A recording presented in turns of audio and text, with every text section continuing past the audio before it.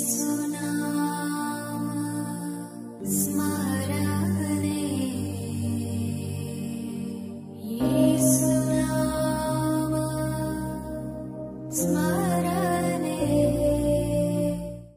The lord.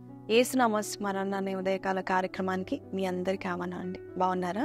ఈ ఉదయకాలం ఎలాగున్నారు? ఈరోజు మనకి దేవుడు ప్రసంగి నుండి చక్కటి వాగ్దానం ఇస్తున్నారు. అదేంటో విందాము. లేత వయస్సును నడి ప్రాయమును గతించిపోఉన్నవి కనుక నీ హృదయంలో నుండి వ్యాకులమును తొలగించుకునుము, నీ దేహమును చెరుపుదాన్ని తొలగించుకునుము. ఈరోజు మాటలు చాలా అద్భుతంగా ఉన్నాయని నేను అనుకుంటున్నాను. ఎందుకంటే మన వయస్సు ఈరోజు ఉన్న దినము గతించిపోతూ ఉంటుంది. మన లేత ప్రాయము, మన నడి ప్రాయము కూడా వెళ్ళిపోతూ ఉంటుంది. అందుకనే ఈ టైంలో ఆత్మలో మనం పెట్టుబడి పెట్టుకోవాలి. ప్రేయర్ బ్యాంక్, వర్డ్ బ్యాంక్ ఉండాలి. ఎక్కువ ప్రార్థనలో, ఎక్కువ వాక్యంలో గడిపేవారు శక్తివంతులుగా ఉంటారు. యవనస్తులారా, మీరు బలవంతులు. దేవుని యొక్క వాక్యం మీలో ఉందని యోహాను పత్రికలో మనం చూస్తూ ఉంటున్నాం. ఈరోజు దేవుడు చెప్తా ఉంటున్నాడు, నువ్వు ఏం చేస్తున్నావు, అది నీ లైఫ్ పర్పస్ని తీసుకువెళ్తుందా లేదా అని దేవుడు అడుగుతూ ఉంటాడు. చాలాసార్లు మనం అంటూ ఉంటాం, నాకు ఏ పని చెప్పకండి, లేత వయసులో అంటూ ఉంటారు. యవనస్తులు చెప్తూ ఉంటారు, నాకు ఈ చెప్పొద్దు, ఏం చేయాలో చెప్పకండి, నాకు నిద్ర వస్తుంది, నేను పడుకుంటాను, నన్ను డిస్టర్బ్ చేయకండి అంటారు. ఒక సగటు మనిషి ప్రతిదినము 8 గంటలు పడుకుంటే తన 25-30 వయసు వచ్చేసరికి 10 ఏళ్ళు నిద్రపోయినట్టు. అలాగే 75 సంవత్సరాలు జీవించిన ఒక వృద్ధాప్యంలో ఉన్న వ్యక్తి ప్రతి దినం 8 గంటలు పడుకుంటే ఖచ్చితంగా 25 సంవత్సరాలు తన జీవితంలో నిద్రపోయినట్టే. అంటే దేవుడు మనకి ఈరోజు ఏం చెప్తున్నాడు, లేత వయసు ఉంది, నడిప్రాయం ఉంది. ఈ ప్రాయములో నువ్వు ఏ పెట్టుబడి పెడతా ఉంటున్నావు? ఆత్మీయంగా నువ్వు పెట్టుబడి పెట్టు, ప్రార్థన చేయి, వాక్యం చదువు, నువ్వు బలవంతుడిగా జీవిస్తూ ఉంటావు. మనం వింటూ ఉంటాం వాక్యంలో, వృద్ధాప్యంలో ఇంకా చిగురు పెడతారంట, ముసలితనంలో ఇంకా చిగురించుకుంటారు. ఎవరు తెలుసండి?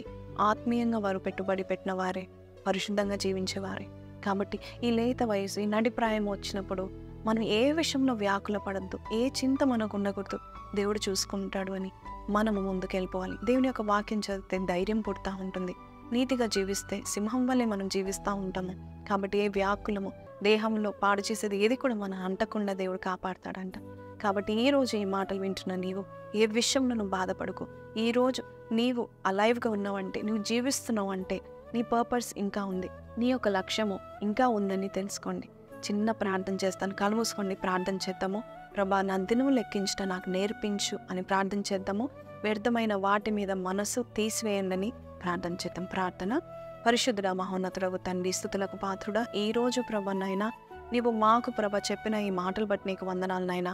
అవును ప్రభా, మా యొక్క వయస్సు, మా యొక్క ప్రాయమునైనా అయా యేసయ్యా తొలగిపోక మునుపే ప్రభా నాయన నీ యందు భయభక్తులు కలిగి జీవించి ఆత్మీయంగా ప్రభా జీవించటకు ప్రార్థనలోను, వాక్యంలోను, భక్తిలోను, నిన్ను వెతుకుటలోను శ్రద్ధను మాకు దయచేయండి నాయన. ప్రభా, ఈ లోకంలో నిద్ర, తిండి, బట్ట అంటూ ప్రభా తండ్రి అయా అనేక మంది ప్రభా తండ్రి లోకపు భోగాల వైపు తిరిగి వారి జీవితాలను నాశనం చేసుకున్నారు. మేమైతే అలా ఉండకుండా అయా విశ్వాసులైన వారు, బ్రతికేవారు, జీవించేవారు అయా తండ్రి చేసేవారు, క్రైస్తవులు, వారు ధన్యులు అనబట్టకు సహాయం చేయమని మరొక్కసారి ఈరోజు నాతో కలిసి ప్రార్థన ఏకీభవిస్తున్న ప్రతి బిడ్డను పేరు పేరును ఆశీర్వదించమని యేసు పరిశుద్ధ నామములో అడిగి వేడుకొంచున్నాం తండ్రి, ఆమేన్. సో ప్రేస్ లార్డ్ అండి, విన్నాం కదండి. సో మన ఏజ్, మన వయస్సు దేవుని దృష్టిలో మరి తరిగిపోతూ ఉంటుంది అని మనం తెలుసుకొని ప్రతి దినము మనం లెక్క పెట్టుకుందాము. దేవాది దేవుడు మన వయసుని పెంచడం మాత్రమే కాదు, జ్ఞానాన్ని, మన యొక్క ఎక్స్పీరియన్స్ని పెంచి అనేకులకు ఆశీర్వదకరంగా పెట్టాలని ఆశపడతా ఉంటున్నారు. సో ఈ రోజు ఉన్నది మళ్ళీ రేపు రాదు. జీవించండి, దేవుని కొరకు జీవించండి.